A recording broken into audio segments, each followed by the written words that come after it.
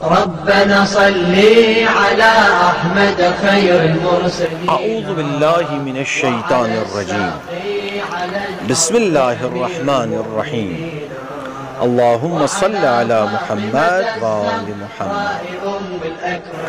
مباہلے کا رخ کرنا بہت خطرناک معاملہ ہے، کیونکہ اگر دعوت دینے والی کی دعا قبول نہ ہوئی اور مخالفین کو ملنے والی سزا کا اثر واضح نہ ہوا تو نتیجہ دعوت دینے والے کی رسوائی کے علاوہ کچھ نہ ہوگا۔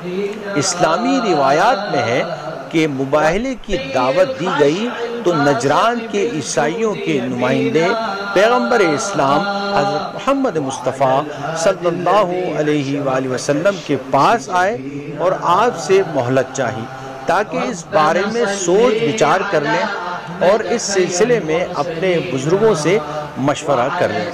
بہرحال مشورے کا نتیجہ یہ نکلا کہ عیسائیوں کے مابین یہ طے پایا کہ اگر محمد شور و غل، مجمع اور داد و فریاد کے ساتھ مباہلے کے لیے آئیں تو ڈرا نہ جائے اور مباہلہ کر لیا جائے، اور اگر وہ بہت محدود افراد کے ساتھ آئیں، بہت قریبی خواص اور چھوٹے بچوں کو لے کر وعدہ گاہ میں پہنچیں تو پھر جان لینا کہ وہ خدا کے پیغمبر ہیں، اور اس صورت میں ان سے مباہلہ کرنے سے پرہیز کرنا، کیونکہ اس صورت میں معاملہ خطرناک ہے۔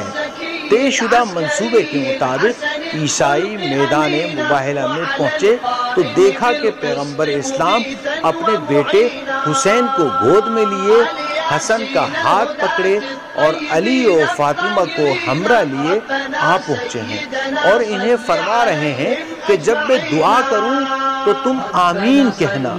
عیسائیوں نے یہ کیفیت دیکھی تو انتہائی پریشان ہوئے اور مباہلے سے رک گئے اور جزیہ دینے کے لیے تیار ہو گئے۔ اللہم صلی علی محمد وآل محمد وعلى السبطين والسجاد زين